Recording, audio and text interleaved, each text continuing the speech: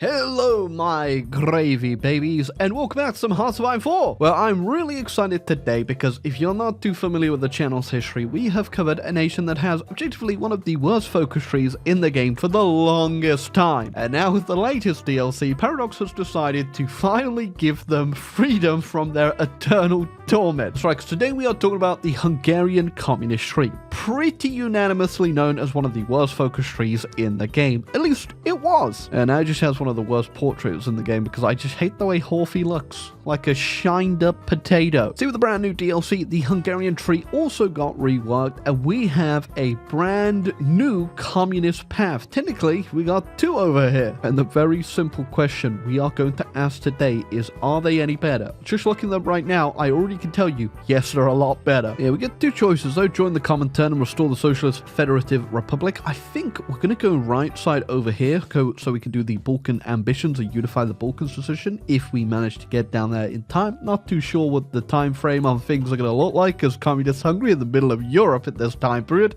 but we'll find out. Okay, so we need to flip communist, which requires us to have more support for democratic and communism than the NEP, which we're working on currently, but isn't made very easy by the fact we have, I ain't even going to pronounce that name, but this guy's boosting unaligned and fascism in us. And sadly, we can't just get rid of him. He can't be fired. I don't know how he got this power, but he's immortal in our cabinet. He's immortal for now. We might get rid of him later through, I'm assuming, the communist tree over here. Salami slicing tactics and goulash communism. You know, Hungary is really living up to the name. Alright, we're still reviving the spirit of 1848, which will throw us into a civil war, and hopefully we don't fail it. Well, that wasn't difficult at all. I just walked into Budapest and capitulated.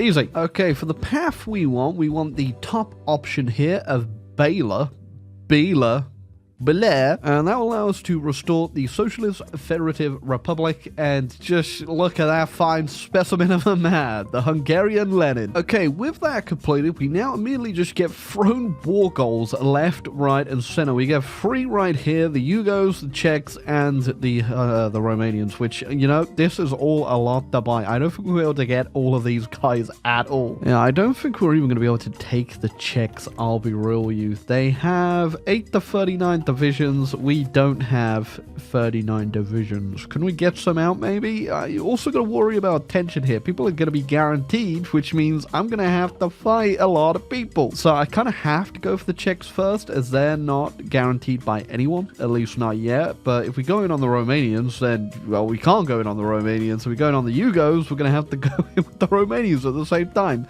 Czechs is going to have to be. Yeah, I declared on the Czechs. It's going pretty well. I'm going to try and get them capitulated, although I reckon the Germans are going to Sudetenland regardless, so that's probably why I think a lot of their troops are probably on the border of the Germans, actually. There we go. We got the capitulation on the Czechs because the Germans actually declared on them, which isn't great for us. I mean, we're only going to take Slovakia out of that, but yeah, I don't think we're going to be able to take much more land. Yeah, the Germans also, like, straight up invite me to their faction, which would have been funny, but no, we're not going to do that. Now, I got a tactic here, but it really ain't gonna be pretty. You see, I can go ahead and join the Comintern. I can declare on the Yugos, and that will call in the Romanians, and I need both of them to be able to do my little focus over here and continue down to our Balkan ambitions. Although we're really going to have to gamble on whether or not we can get North Transylvania off of them and all this land.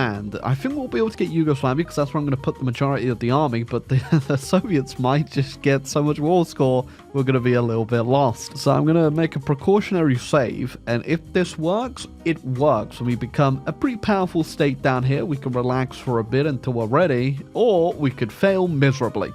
So let's find out. And of course, Romanians didn't even have any damn troops on that border, so Soviets are just going to march right on in. I'm just going to attack endlessly to get points, so we get casualty points and all sorts of points. So Soviets are going to give us Lend-Lease, so that's very important. I'm going to take all that. I mean, we didn't get all of Romania, but that is, I'm pretty sure, everything we need. Hopefully, we get everything from Yugoslavia, though. There you go. I mean, it's a bit of a shame we didn't get all of Romania, but this is pretty good, too. Now, when the Germans do actually go in on the Soviets, I won't be joining, by the way. Here you go. We are now the Union of Pannonian Socialist Republics. We get a couple cores on our land over here. Nothing crazy, though. We still have occupied state on the majority of it, but hey, it is what it is. Yeah, I'm pretty pretty sure this is just the Greater Hungarian cause. So yeah, it ain't great, it ain't amazing, and the communist tree so far is still pretty bad. Okay, we can do Balkan ambitions now, which give us war goals on Italy, Greece, and Bulgaria. I think we'll be able to get Bulgaria. They're not guaranteed, and they're not in the Axis yet, so I will make a precautionary save just in case. If not, we can try to get Greece. If we can get both of them, that'd be great, but we may be pushing it a bit there. Now, never mind, Bulgaria got into the Axis, so I guess we're going to give Greece a go. I was kind of hoping Unify the Balkans wouldn't just be occupy all this land, but it is just occupy all this land. This sucks. Yeah, that is a gargantuan amount of land that you actually need to take by force to actually be able to do this. That is insane. I mean, I get it. It's probably pretty powerful, but considering Bulgaria can do this diplomatically pretty much at the same time I'm at now in the game, yeah, this sucks. The communist tree, it's still bad. Yeah, I could continue this, but I'm pretty sure the writing's already on the wall on how this is going to go. Instead, I want to go try a different path of Hungary. Yeah, unfortunately, Bela, this isn't exactly one of the greatest paths. It's a little bit better, but I think it's a bit too war goal heavy, considering you have to fight a lot of people very quickly to even get anything large and in charge. I ain't too sure about this, I'll be real. It's better, but it's still pretty bad. I think if you were doing it non-historical, it might be a little bit better, but it is, again, just a massive gamble. Instead, though, I want to look at either the other communist branch or the democratic branch, which was also pretty bad. Yeah, I'm looking at it now, and I think joining the Comintern is definitely the way to go, because you can intervene in the Czechoslovak Republic, which gives them the demand to just get the land back, and then you can also do the same on the Romanians, which I think if you were just going to do a historical game and you weren't going to go for unifying the Balkans, that was probably the best way to do it. This right path is just too war intense for such a small country at the start. You gotta fight a lot of people, and then you obviously need to pay off the Soviets essentially to win the wars for you, and then you also have to deal with the Italians probably coming in to demand Yugoslavia. Okay, so instead of all that, I want to look at the democratic path for Hungary. We did this before, and again, it was one of the worst paths imaginable, but now you can do a Danubian Federation. So let's go see how that works. So yeah, it'll be the exact same thing as last time up until we get to the choice, and then I guess we'll cut back when I'm there. Okay, I'm assuming this is just going to work exactly the same again. I'm just going to force attack into Budapest, and hopefully that gets them to capitulate. Yes, it does. Easy. And this time around, we'll be keeping the Democratic Party in control and seeing what this Democratic focus tree is all about. Okay, we got to pick a new guy in charge, and I actually went with a different guy. I got this guy who gives stability and 5% research speed because we are big brain Hungarians today. Yeah, we can also do reverse the brain drain gang and get ourselves another 6% research speed and special project speed 5% with some breakthrough progress. So that is very good. And look at those scientists we get. Amazing. Okay, a Danubian Federation. Could be interesting to see how this actually works. I believe we get access to the joint focus tree that we get with the Austria-Hungary path. So let's see if we can get some people to actually join us. Okay, so for 100 political power, we can invite people into the Federation. Okay, so the Czechs like me the most. I'll go ahead and get them in, or maybe I should get the Austrians first. I don't think they'll join, considering they've switched political party, but we'll give it a go, I guess. Okay, the Federal State of Austria actually accepted. I don't think, yeah, it doesn't make them a puppet, so I think they may just leave immediately, but I reckon that means that they can go ahead and do all this, which is kind of pointless, I guess, because we won't be able to actually integrate any of these people, but we do get the joint focus tree, I guess. There we go, though. The Danubian Federation has been formed, and we got everybody in. The Romanians did say no to giving us overlordship of our land back, which I guess is fine with democratic anyway. I mean, what else am I supposed to do here? Yeah, big problem is, though, if Austria or the Czechs get their demands from the Germans going, will they just disappear? Because I'm not their overlord, so I can't say no or yes to the option, which is a bit of a pain, I reckon. I'm really hoping, because they are in a faction, they will say no. Otherwise, this is just, not very good, let's just say that. Hold on a second, wait, I just realized, I don't think these guys even get access to this shared tree. Okay, the Czechs get it. The Austrians, do the Austrians get it? The Austrians get it. The Romanians, though, they don't get it. The Yugoslavians at least get it? No. They don't even get it. Okay, Bulgaria. Does Bulgaria get it? No. So I only get the Czechs and the Austrians actually helping me out in this tree, to which they ain't even doing. Okay, well, the Germans are coming in for somebody here. I don't know if it's the Austrians or the Czechs, because if they got actually skipped through the Austrian one or not, but we're going to find out very quickly. Oh my god, they actually just give in. Are you kidding me? This is pointless. Man, this is so damn disappointing. I think the Hungarian tree is still pretty bad. By the Hungarian tree, the democratic path and the one communist path we've done so far, that it's not very good. And there goes the rest of the Czechs. Okay. Okay, well, I mean, you'd at least hope that they'd say no if they're in a faction, but I guess not. Yeah, I think at this point we don't have to look any further into this democratic path. I'm just gonna say it's not very good. I mean, technically, maybe if you're playing off non-historical and you just have the faction, it could probably be pretty good, but with the Germans who could just click focuses and annex the people in your faction, oh, not that great. I'll go ahead and wait around and see what happens with the Anschluss, and then after that, I think we'll try out another path for the Hungarians, see if they got something else hidden that we can go give a go. Yeah, I think Anschluss just got completely bypassed by the looks of things. They're not going to be able to do it now, as far as I'm aware, because one, they need to be at peace, and they most certainly ain't at peace if you can't tell by the disappearing of Poland. I mean, I guess this could be okay too. The only problem is you're not gonna get to enjoy the peace that will essentially be taken away from you in this game, because the Italians will eventually come in for the Yugos, and I think the best case scenario for a game like this is you play it really long term. I love it. My faction just keeps on giving away land. I can't say it's horrendous, but it is definitely disappointing. The fact you can't federate the Danubian Federation alone is just, it's a little mind-boggling. Also, Soviets have naval invaded Italy, so that's interesting. And I guess it also means that, okay, America, you're in. And so it'd be really funny if they got access to the shared tree.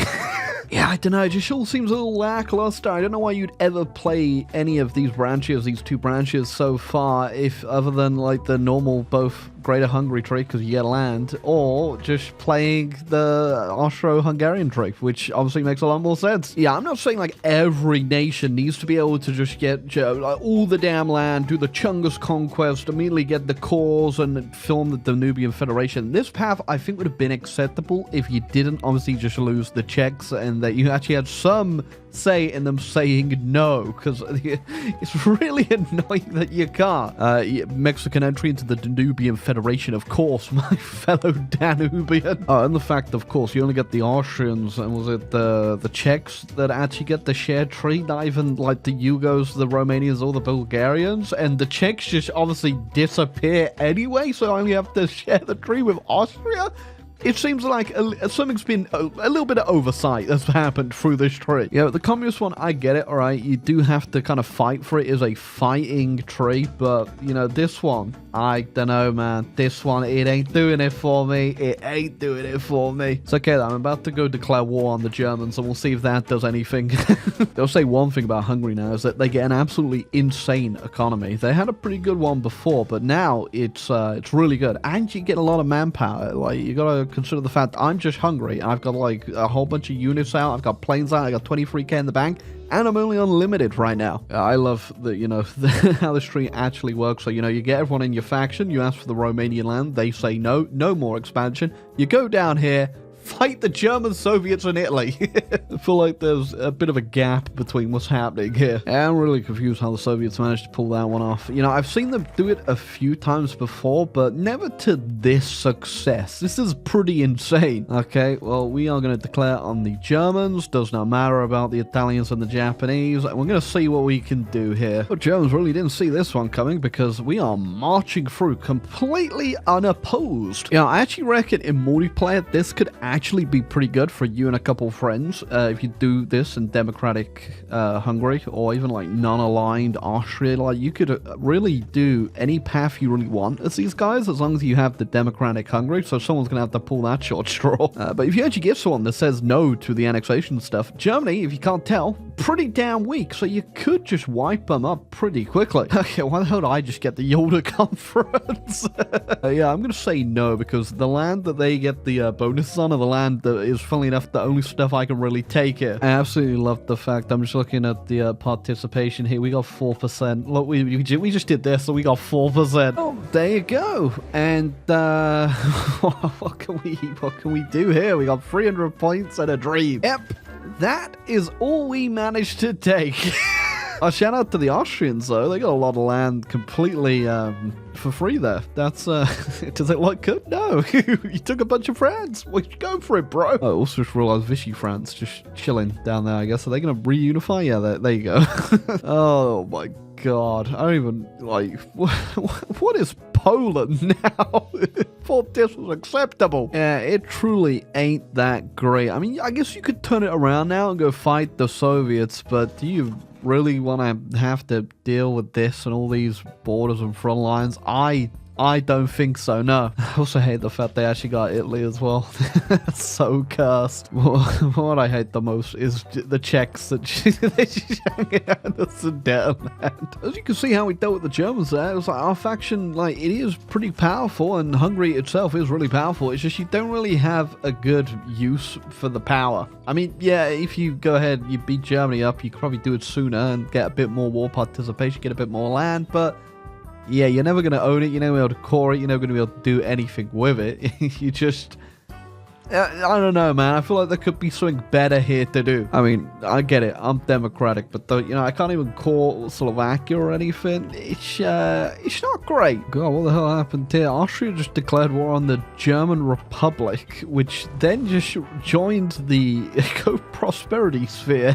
What the hell? I mean, I guess if things weren't confusing enough for the the German situation now, it just got a little bit more confusing. Yeah, I think technically Austria could go the path. Yeah, they could go down there and do the better German state and now just core all this German land, which is pretty good. I mean, if they do it, I think they're busy going through, yeah, they're going through the joint tree right now. There's truly just something super unholy about the shape of Poland now. I don't like it at all. I mean, I guess we could declare on the Soviets, but does it really matter at this point? I don't think it does. I don't think that's going to be too much fun. Oh, there goes Japan. Oh, okay, weird. After that, Poland returned back to life as a Soviet puppet nonetheless. But you know what? It's better than what the hell you were a second ago. I hate the fact they just split Japan into two up here, but then also just left the actual Japanese government, also democratic, over in Okinawa. Now, they also gave Communist China Manchuria. That's kind of based. It's probably going to end up the Allies fighting the Soviets somehow eventually. Then I'd declare war on the Soviets with my faction, and together we'd take them down, and then the borders of the Soviets would look exactly like the German ones. Not very good. I love the fact we got the US in the faction too. That is like the funniest part about all of this. The US and Mexico. Wait, Brazil!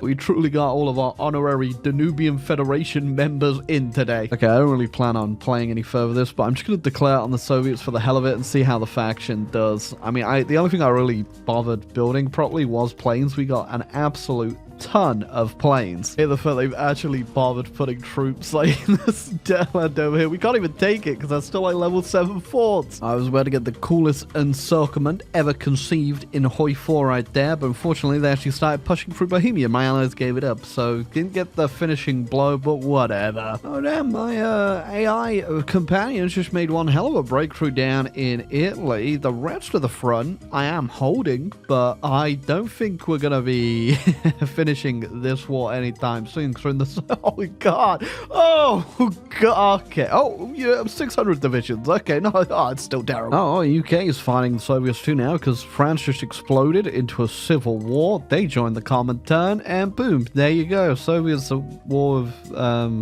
the UK and the Allies now. Even though, yeah, whatever. Yeah, you know, I think we're probably just gonna leave this off here. We could probably easily win this, especially now that the rest of the allies are fighting the Soviets, but it's just a case of time, which I don't want to waste playing a game that I'm really not enjoying. I do think there is potential for both the communist path. Obviously, I didn't do the other communist path, which I do think looks a lot better, but, you know, the democratic one, I'm not 100% sure on. I think there are definitely fun elements to it. Obviously, you get a whole bunch of buffs with that shared tree, but also the same buffs you could just get from the Austro-Hungarian one, and you get way more land, way more cores, way more industry, just way more of everything. So, personally, I think democratic Hungary, unsurprisingly, is a little bit boring, and so was the communist path that we did. It was a little bit chaotic, the path, you know, which had some added bonuses, a bit of fun in there. I think it could work in non-historical if somehow you managed to unify the Balkans, but that does seem like a bit of a stretch. Yeah, I would say they fixed the Hungarian paths, the democratic and the communist ones, but they're a little bit better. There's a little bit more stuff to do, but they still need something else, man. They definitely need something else. But yeah, I think if you are going to do this, just stick to the historical path for Hungary or do the Austro-Hungarian one. I don't see too much fun to be had playing democratic Germany.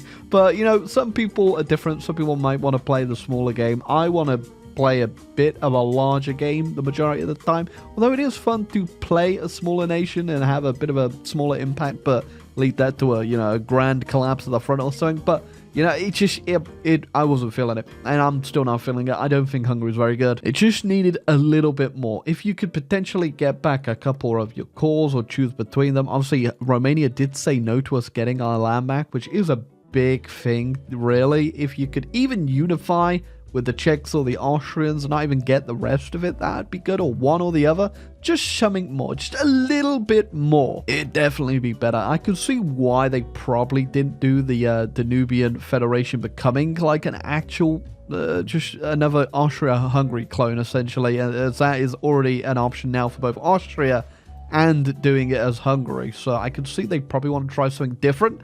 It's just, you know, yeah, it's not very good. Bit boring. But hey, that was me looking at the two, what I would consider worst paths in the game, at least for Hungary. There are a few more out there, obviously. But yeah, I'll come back and try a few more of them. I still want to do historical Hungary now, and maybe another of the monarchist branch, because we haven't looked at those yet, and I might give those a whirl. But yeah, if you enjoyed the video, leave a like down below, subscribe, and if you want to see more of these videos where we go in depth on a few of the focus trees, let me know. It's not kind of like Focus to Z, because obviously we played a two different paths, but if you want to see more of this, you definitely need to let me know, or else I won't do it, and I'll forget and cry myself to sleep just like you will, because there'll be no more videos. Goodbye.